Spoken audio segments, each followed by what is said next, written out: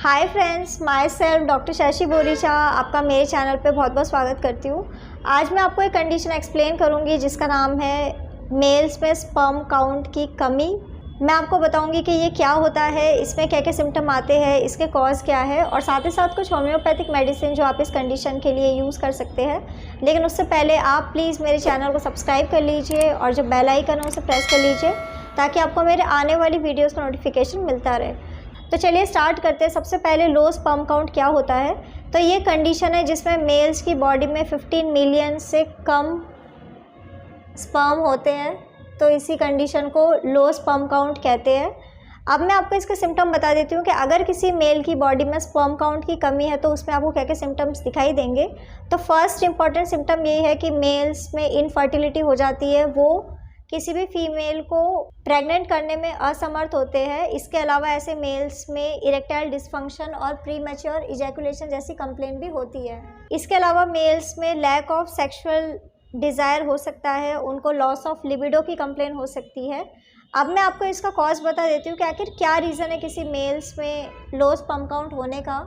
अगर किसी मेल में टेस्टोस्टेरोन हार्मोन की डेफिशिएंसी होती है तो ऐसे मेल्स में आगे चल के स्पर्म काउंट कम हो सकता है। इसके अलावा जेनेटिक एक बहुत ही इंपॉर्टेंट रीज़न है। अगर किसी मेल की फैमिली में ये कंडीशन है तो उनको आगे चल के बीमारी हो सकती है।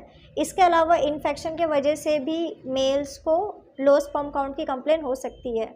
इसके अलावा जिन मेल्स की लाइफस्टाइल सेडेंट्री होती है, जो बहुत ज़्यादा बैठे रहते हैं, कुछ फिजिकल एक्टिविटीज़ को परफॉर्म नहीं करते हैं, एक्सरसाइज नहीं करते हैं, ऐसे मेल्स को आगे चल के स्पर्म काउंट कम हो सकता है।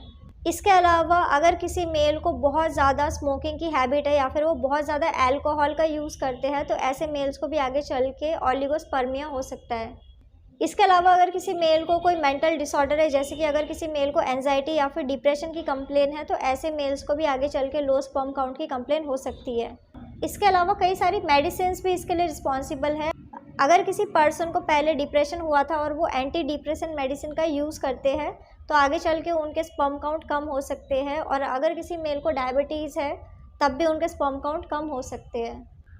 अब मैं आपको कुछ होम्योपैथिक मेडिसिन बता देती हूँ जो आप इस कंडीशन के लिए यूज़ कर सकते हैं। तो मेडिसिन जैसे कि आप एग्नस कैस्टस 30 मेडिसिन, आप कैलेडियम 30 मेडिसिन या फिर आप स्टेफिसेग्रिया 30 मेडिसिन का यूज़ कर सकते हैं। ये सारी की सारी मेडिसिन आपको 4 ड्रॉप दिन में 2 बार डायरेक्ट अपने टंग के ऊपर यूज़ करना होगा। सो फ्रेंड्स, ये था लो स्पर्म काउंट। मैंने आपको बताया कि ये क्या होता है, इसमें क्या क्या सिम्टम आते हैं, इसके कॉज क्या है और साथ ही साथ कुछ होम्योपैथिक मेडिसिन जो आप इस कंडीशन के लिए यूज़ कर सकते हैं।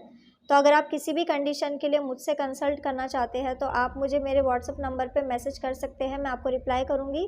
तो अगर आपको मेरा ये वीडियो यूज़फुल और इन्फॉर्मेटिव लगा हो तो आप प्लीज़ इसको लाइक कर दीजिए और साथ ही साथ आप मेरे चैनल को सब्सक्राइब कर लीजिए और जो बेल आइकन है उसे प्रेस कर लीजिए ताकि आपको मेरे आने वाली वीडियोज़ का नोटिफिकेशन मिलता रहे।